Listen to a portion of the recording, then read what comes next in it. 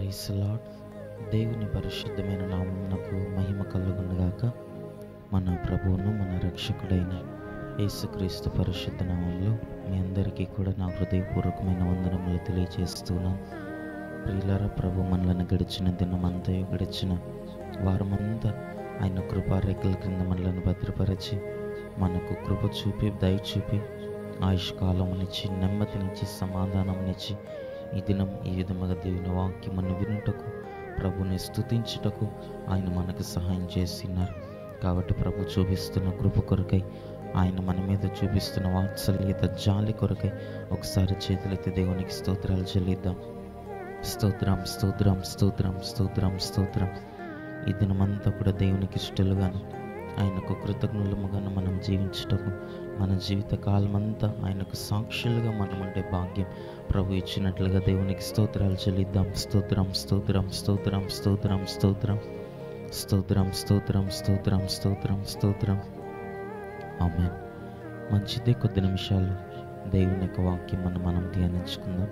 చూడండి, బైబిల్ గ్రంథంలో నుండి ఈ దినం దేవుని యొక్క వాక్యం మనం ధ్యానించుకున్నట కొరకు కీర్తనల గ్రంథము 55వ అధ్యాయము 22వ వచనాన్ని బైబిల్ గ్రంథంలో మనం చదువుకున్నప్పుడు, నీ భారము యెహోవా మీద మోపము, ఆయనే నిన్ను ఆదుకొనును, నీతిమంతులను ఆయన ఎన్నడూను కదలనీయడు అని బైబిల్ గ్రంథం మనకి సెలవిస్తుంది. దేవుని నామానికి మహిమ కలుగునుగాక. హల్లెలూయా.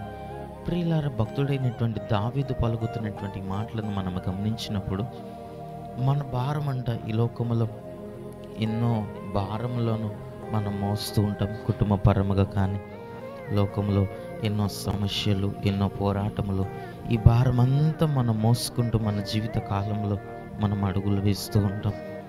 వాక్యం అంటుంది కదా, మన మీద ఉన్నటువంటి ఆ భారం అంతా కూడా యెహోవా మీద మీరు మోపండి, ఆయన మిమ్మల్ని ఆదుకొనును, ఆయన మీకు విశ్రాంతిని కలుగు చేయను, ఆయన మీకు నెమ్మదిని కలుగు చేయను అని బైబిల్ గ్రంథం మనకి సెలవిస్తుంది.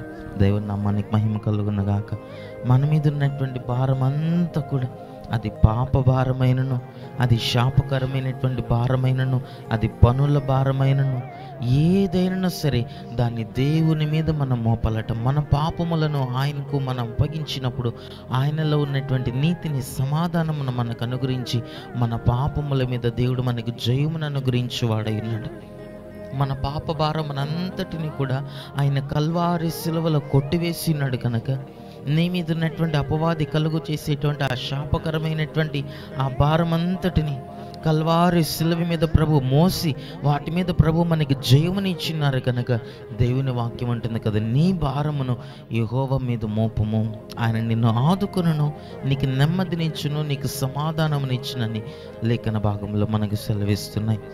ఈ రోజుల్లో మనకి ఆత్మీయ జీవితాల్లో కూడా పాప భారమును నీవు మోస్తూ ఉండినప్పటికీ, శాపకరమైనటువంటి భారమును నీవు మోస్తూ ఉండినప్పటికీ, లేకపోతే ఈ లోకములో పనుల భారము, కుటుంబ పరముగా అనేకమైనటువంటి భారముతో నీవు ఈ లోకంలో నీవు నడుస్తూ ఉండినప్పటికీ, దేవుడు మనలను ఆదుకునేటువంటి దేవుడై ఉన్నాడట, మనకు విశ్రాంతిని ఇచ్చేటువంటి దేవుడై ఉన్నాడట, మనకు నెమ్మదిని కలుగు చేయు దేవుడై ఉన్నాడట. నీవు నీతి కలిగి నీవు నడుచుకునేటప్పుడు నిన్ను ఎన్నడూ కదల్చబడనివ్వకుండా నిన్ను శాశ్వతమైనటువంటి కృపతో మనలను నింపేటువంటి దేవుడై ఉన్నాడని బైబిల్ గ్రంథం మనకి సెలవిస్తుంది. దేవుని నామానికి మహిమ కలుగునుగాక. నీతిమంతులను ఆయన ఎన్నడూ కదలనీయడని బైబిల్ గ్రంథంలో మనం చూస్తున్నాం. వారు స్థిరముగా వారు నిలబడగలిగి ఉంటారట. ఎన్ని శోధనలు వచ్చినప్పటికీ, ఎన్ని శ్రమలు వారికి కలిగినప్పటికీ, వారు భరించలేనటువంటి భారము వారికి అనిపిస్తూ ఉండినప్పటికీ, దేవుడే వారి పక్షముగా ఉండి, దేవుడు నీతిమంతుల పక్షముగా ఉండి, దేవుడు నీతిమంతుల పక్షముగా యుద్ధము చేసి వారిని కదల్చబడినివ్వకుండా వారిని స్థిరముగా నిలిపి, వారి పోరాటములో, వారి శ్రమలో దేవుడు వారికి జయమునిచ్చే దేవుడు ఉన్నాడు. అటువంటి దేవుని మనము కలిగి ఉన్నాము అని బైబిల్ గ్రంథం మనకు సెలవిస్తుంది. కనుక మన భారం అంతా కూడా ఆయన మీద మనం మోపవార్లముగా మనం ఉండాలి.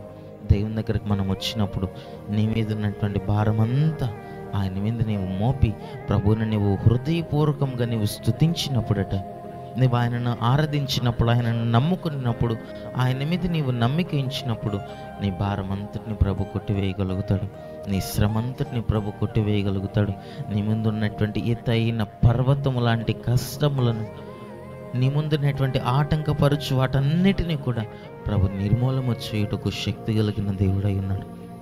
ఇప్పుడనగా నీవు ఆయనను నమ్మినప్పుడు, నీతి కలిగి ప్రభు దగ్గర నీవు నడుచుకునేటప్పుడు, యథార్థత కలిగి ప్రభు దగ్గర నీవు నడుచుకునేటప్పుడు నీతిమంతులను ఆయన ఎన్నడూను కదల్చబడనివ్వడు అని బైబిల్ గ్రంథం సెలవిస్తుంది. ఈ రోజున దేవుని దగ్గరికి మనం వచ్చి నీతి కలిగి నీవు నడుచుకొనగలిగితే, యథార్థ హృదయముతో నీవు నడుచుకొనగలిగితే, బైబిల్ గ్రంథంలో మనము చూస్తాం, యోబును గురించి ప్రభు సాక్ష్యం ఇస్తున్నాడు కదా. దేవుడు అతని గురించి ఏమని సాక్ష్యం ఇస్తున్నాడు అనగా, అతడు చెడుతనమును విడిచిపెట్టినటువంటి వాడు, చెడుతనమును అసహించుకునేటువంటి వాడట, నీతి కలిగినటువంటి వాడని, యథార్థత కలిగినటువంటి వాడని, న్యాయవంతుడని, చెడుతనమును విసర్జించినటువంటి వాడని యోబును గురించి బైబిల్ గ్రంథంలో దేవుడు సాక్ష్యం ఇస్తున్నాడు. అటువంటి మంచి హృదయమును యోబు కలిగి ఉండటం మూలముగా అతని మీద వ్యాధి అనేటువంటి భారం అతని మీద ఉండినప్పటికీ, అతని ముందు ఎన్నో కఠినమైనటువంటి పరిస్థితులు అతనికి ఎదురైనప్పటికీ దేవుడు అతని పక్షముగా ఉండి, దేవుడు అతనికి సహాయకుడిగా ఉండి, లోకం అతని చేయి విడిచినప్పటికీ, అతని కుటుంబీకులు అతని చేయిని విడిచినప్పటికీ దేవుడు అతని చేయిని విడువక అతని మీద ఉన్నటువంటి ఆ వ్యాధి అంతటిని ప్రభు కొట్టివేశాడు. అతని మీ ముందున్నటువంటి కష్టములన్నిటినీ ప్రభు కొట్టివేసి రెండంతల మేళ్లతో, రెండంతల ఆశీర్వాదముతో ప్రభు అతను నింపినాడు. ఈరోజు మనము కూడా మన మీద ఉన్నటువంటి ఆ భారం అంతా దేవుని మీద మనం మోపి, ఆయన మీద నీవు నమ్మిక ఉంచినప్పుడు, ఆయన మీద నీవు ఆధారపడినప్పుడు ఆయన నీకు జయమునివ్వగలడని, ఆయన నీకు విడుదలనివ్వగలడని, ఆయనను నమ్మినప్పుడు మనలను కదల్చబడినివ్వకుండా స్థిరముగా మనం నిలవబడుటకు, శోధనలోనైనా, శ్రమల్లోనైనా, ఇబ్బందుల్లోనైనా ఆయన మన పక్షముగా ఉండగలుగుతాడని నీవు నమ్మినప్పుడట ప్రభు మన పక్షముగా గొప్ప కార్యములను చేయగలుగుతాడు. కనుక అట్టి కృప, అట్టి ధన్యతను ప్రభు మనకు అనుగ్రహించి ఆయన మన పక్షముగా ఉండి మనలను ఆదుకొని, ఈ లోకములో ఉన్న ప్రతి భారం, మన ముందు ఉండేటువంటి కఠినమైన పరిస్థితులన్నిటి మీద కూడా ప్రభు మనకి జయమనిస్తూ, ఆయన మీద మనం నమ్మిక ఉంచి నీతి కలిగి నడుచుకుంటూ ఆయన రాకుడు కొరకు మనమందరమున సిద్ధపడే భాగ్యమును ప్రభు మనకందరికీ అనుగ్రహించునుగాక. ఆమేన్. కన్నులను మూసుకునండి, ప్రార్థన చేసుకుందాం. మహాపరిశుద్ధుడ, దయగలిగిన మా ప్రభువానికి స్తుతులు స్తోత్రములు చెల్లిస్తున్నాం. ఈ ఉదయకాలం మీరు మాకు అనుగ్రహించిన నీ వాక్యములను బట్టి నీకు స్తుతులు చెల్లిస్తున్నాం. పరిశుద్ధుడ, నీ మీద మేము ఆధారపడినప్పుడు, నీ మీద మా భారములను మోపినప్పుడు నీవు మమ్మల్ని ఆదుకునేటువంటి దేవుడు ఉన్నావని, నీతిమంతులను నీవు ఎన్నడూ కదలనివ్వకుండా వారి శోధనలోనైనా, వారి శ్రమల్లోనైనా నీ వారి పక్షముగా ఉంటావని నీ లేఖన భాగంలో మేము చూస్తున్నాం. ప్రభాటి విధముగా మాకు మీ జీవితాల్లో మీరు కృప చూపండి, దయ చూపండి. నీతి కలిగి నడుచుకున్నట్టుకు మాకు సహాయం అనుగ్రహించండి. నీ కృప చేత మా ప్రతి భారమును కొట్టివేయమని ప్రార్థిస్తున్నాం. వాక్యం అన్నటువంటి ప్రతి ఒక్కరిని మీరు ఆశీర్వదించి దీవించి, ప్రతి భారమును, ప్రతి శ్రమను, ప్రతి కష్టముల మీదను జయమును అనుగ్రహించి, నీ యందు మేము విశ్వాసం ఉంచినట్లుగా, నీ మీద మేము ఆధారపడినట్లుగా, నీ ఆదరణను మేము పొందుకున్నట్లుగా మాకు సహాయం అనుగ్రహించి, కృపతో కనికరమతో నింపి మీ నిత్య రాకడ కొరకు నీతి కలిగిన మనస్సుతో మమ్మల్ని అందరినీ సిద్ధపరచమని యేసయ్య నామములో ప్రార్థించి అటు కృపను పొందుకుని ఉన్నాము తండ్రి. ఆమేన్.